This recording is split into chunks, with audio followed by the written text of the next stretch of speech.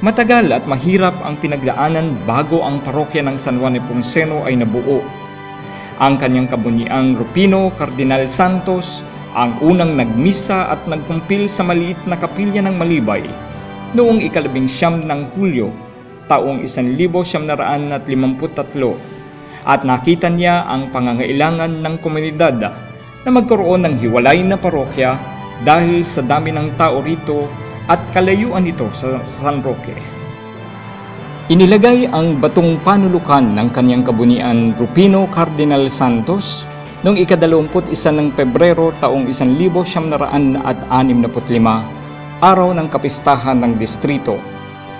At kabilang sa mga sponsors ay sina Ferdinand Marcos, Pangulo ng Senado, at Senador at Ginang Fernando Lopez.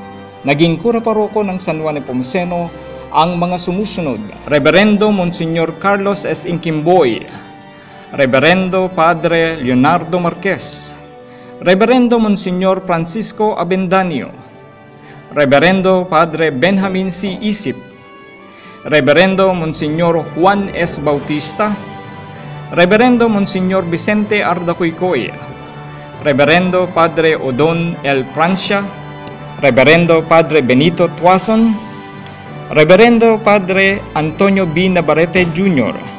at ang kasalukuyang kura paroko na si Reverendo Padre Edgardo C. Coroza.